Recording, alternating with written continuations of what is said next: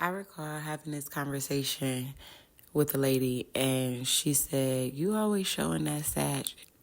You always showing you crying or the journey, and people don't want to see that. They want to see you go from nothing to something."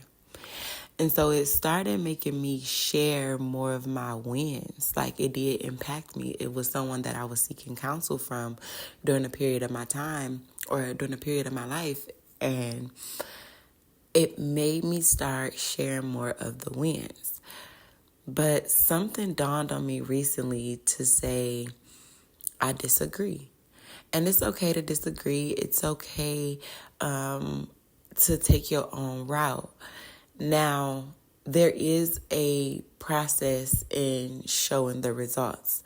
There is a win in showing the results. There is a win in showing people how you go from nothing to something, showing your process and showing the results you can get for other people, especially when you're in business.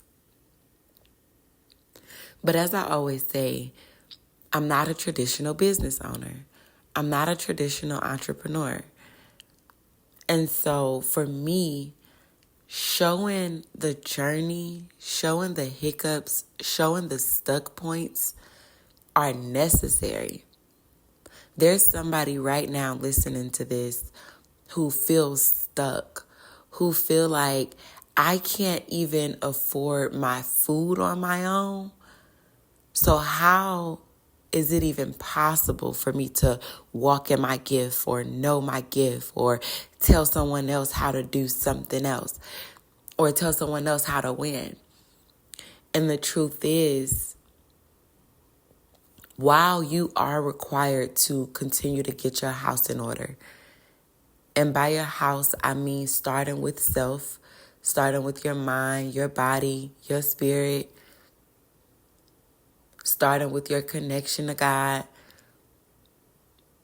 and allowing that to pour over to what you see in your household, how you have stewardship, how you manage your bills and your children or your spouse and the business and the job and all of those things. While all of those things are true and you are required to continue that journey, it does not mean you cannot use your gift.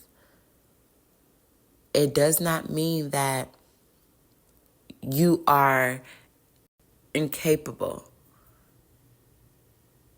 It's difficult to navigate that space when you're still trying to just figure it out. It is. I would be lying if I said that it wasn't. However, difficult and impossible are two different things. And so I encourage you to continue to shine your light through all of those dark times that you are experiencing, to continue to stay uplifted and deeply rooted in what you know you're supposed to be doing, and to not be afraid to share that journey with other people. Sharing the journey helps accumulate the vision, helps execute the vision. And while every part, every win, every success, every struggle is not the business of the world, you can share things in moderation, and that is okay. I encourage you to really sit in your gift and find your purpose. Purpose is truly, and I'm quoting my pastor here because I enjoyed this when I learned it, but purpose is the mind before the design. It's the mindset that you have before the vision actually come to life. And so when we talk about building a brand, when we talk about building a business, when we talk about being the solution to someone else's issue, I believe that it is absolutely okay to share the mindset that happens before that thing comes. Being a solution to an issue or being able to be the answer to a question is exactly what walking in your purpose is. And when you understand and you tie in your gift and your purpose, it actually helps you clarify your perspective on life. It helps you clarify the direction that you are moving in. And so I just want to give you something that was given to me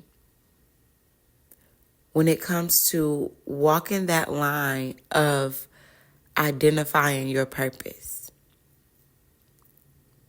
And one of those things is identifying your spiritual gift. What was the spiritual ability given to you by God? What is that gift? What can you do with your eyes closed, hands tied behind your back, or if you like me, even in your sleep? If you haven't noticed, my gift is speaking. My gift is using my voice. My gift is educating. My gift is sharing. And yes, I do talk in my sleep sometimes. Also, what are the desires in your heart? Align your gift with the desires that are in your heart, your passion, your hopes, your ambition.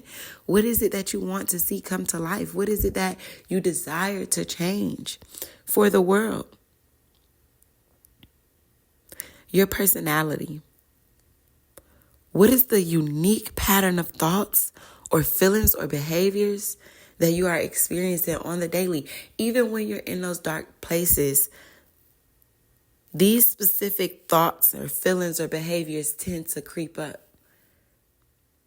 For me, I know it's always the journey, making sure I feel whole on the journey, making sure that I'm operating in righteousness as much as I can, making sure that I'm correcting my mistakes along the way. Like, I desire to vibrate at my highest, to be a great servant, to do things that are beyond myself, to break generational curses. I just had a conversation with a friend the other day, and I talked about how my mom was a teen mom, that I was a teen mom, and that I didn't want that for my daughter. And I talked about, I went deeper into thought after the conversation, and I thought about all of the women in my family. Well, let me go back a bit. During the conversation, I also talked about fibrosis and how all of the women in my family on my mom's side had to have their uterus removed or had fibroids, and how they really believe that this is just genetics, when in actuality, it's not. It's not genetics. The genetic thing is the anger that they held on to, the resentment that they held on to, the hurt that they held on to, and it manifested in a physical way. The womb is where life happens. It's where we birth our ideas. It's where we birth our children. And so, by them not taking care of home, and they have had financial success, great careers, but none of that changed home, their internal home. And I don't want that for myself or my daughter. And so that's the battle, or my son. And so that's the battle. And so I went a step further to say, and looked on both sides of my family, and I identified how none of the women have men. Some of them may have been married, but then divorced. All of them have children, never stayed with the fathers. And I'm not saying that defined it, but many of them died alone. Many of them are sick and alone. Many of them still carry hatred towards men.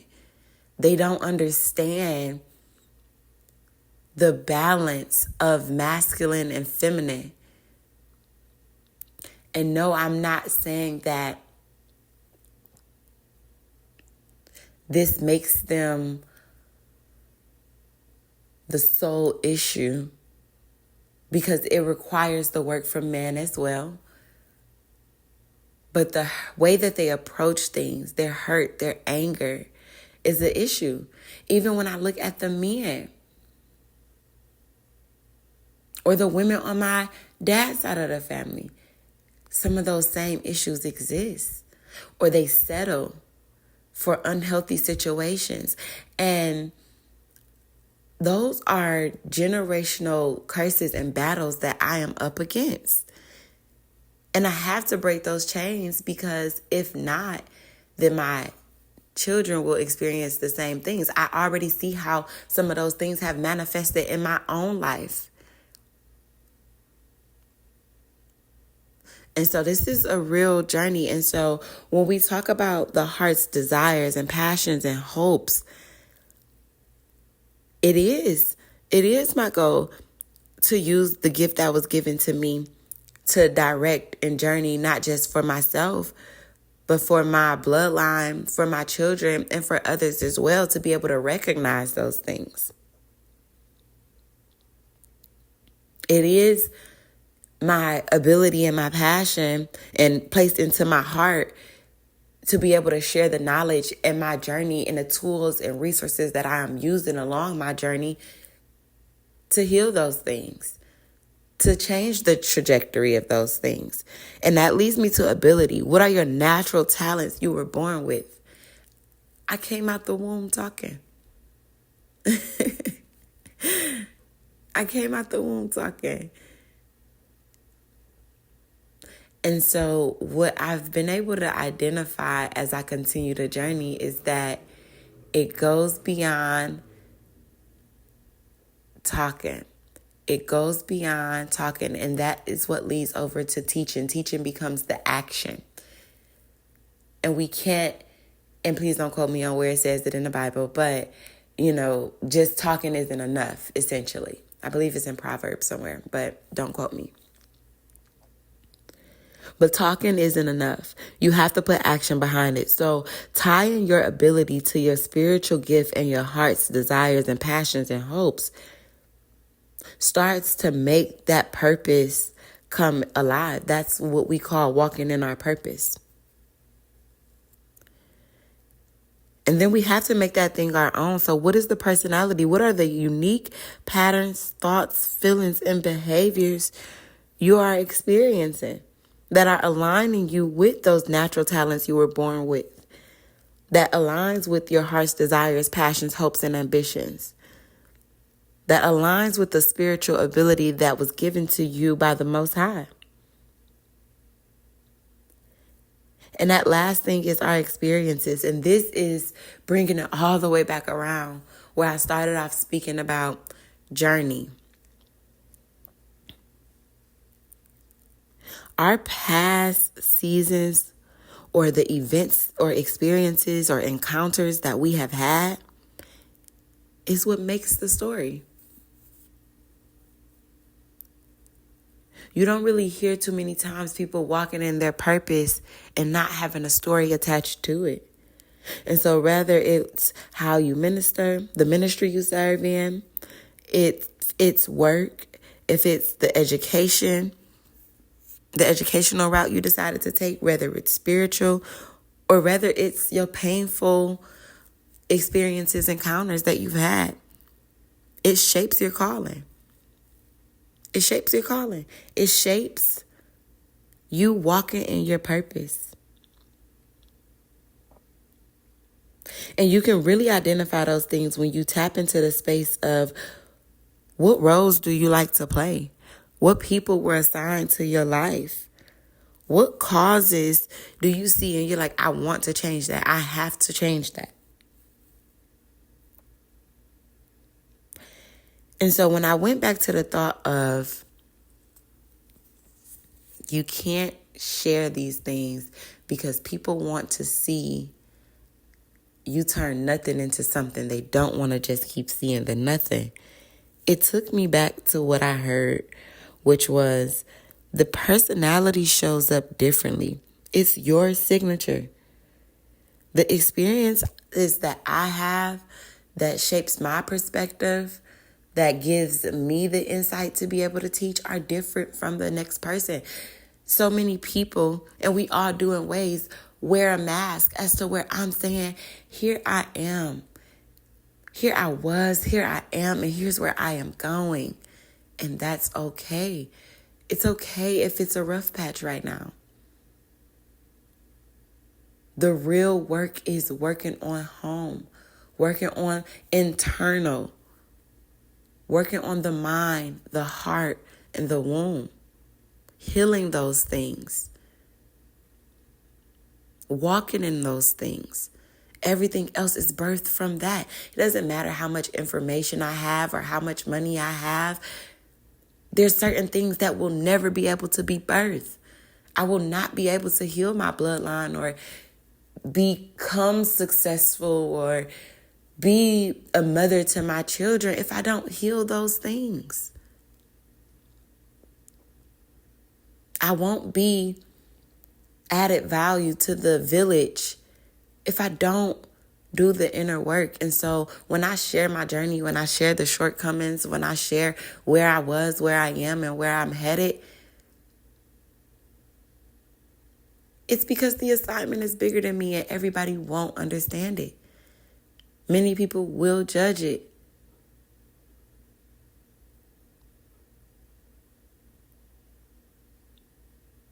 But that's okay.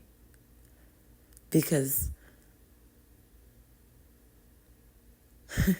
my sheep know my voice. My sheep know my voice.